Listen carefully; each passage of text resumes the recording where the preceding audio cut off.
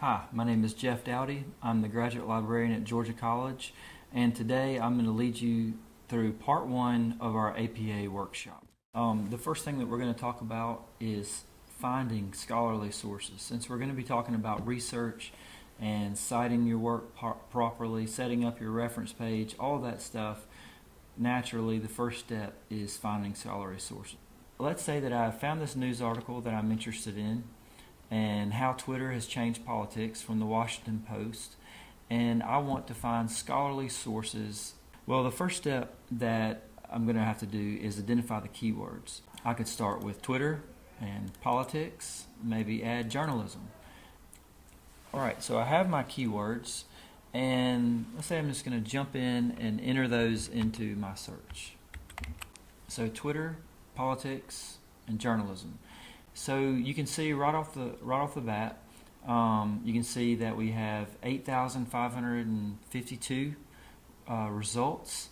But let's say that I want my results to be the most relevant possible.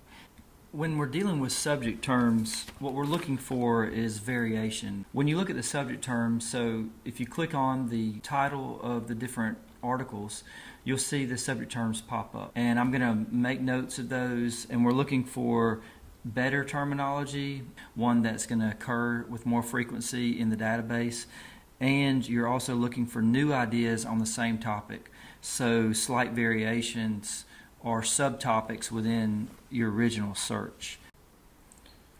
Here is a drawing that I did that shows some of the subject terms that I captured. You can see that I have my hub terms, Twitter, journalism, and politics, and then I've jotted down the different terms that were associated with those terms. And you can see that in some cases, the term that I selected from the subject terms broadens the topic. Twitter is a narrow search. Social media is a broader search. It has the same context, but it would include other results that may be interesting for my research. Then below, I've got politics. Well, I may want to include or narrow that subject because politics is broad, so I may need to use a different term in order to narrow that topic. Or I may want to find a term that combines politics and social media, as you can see from the drawing.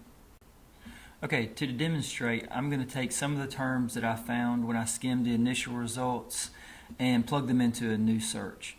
And what I'm wanting to do is broaden my search.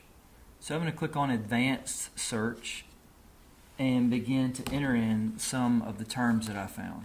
So I'm going to keep politics, and I'm going to keep journalism.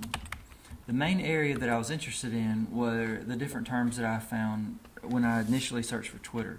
So I'm going to enter in Twitter, but I also want to include social media, Facebook. As you can see, I'm typing in capital OR. That means I want to search for Twitter or social media. It doesn't have to include both of them. Okay, and then I'm going to do my search. And you can see that we now have 15,500, whereas when we first started, we started out with 8,000 and something. So now that we have a good amount of results, we want to begin to narrow our search to scholarly results. You have the option over here on the left to narrow your results to scholarly peer-reviewed journals, and Galileo does a good job of doing that. But I want to show you how to do it yourself so that when you are narrowing your search, you can be sure when you select one that it is scholarly. Click on the title, and we're going to begin to look at the detailed record to determine whether or not the article is scholarly. First thing we want to look for is the author affiliation. And you can see on this particular record, it doesn't give an author. I'm going to keep going. So here we have authors, and what we're interested in is author affiliation, and that will be noted by a superscript 1 or 2 here, and then you can scroll down and you can see the author affiliation. This particular author is associated with the University of Milan. That's a good sign.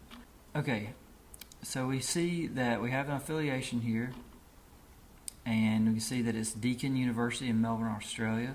So that passes the first test. The second test, we're going to look at the source, Global Media Journal. If you click on the title, then you're going to come through and you're going to look at the type.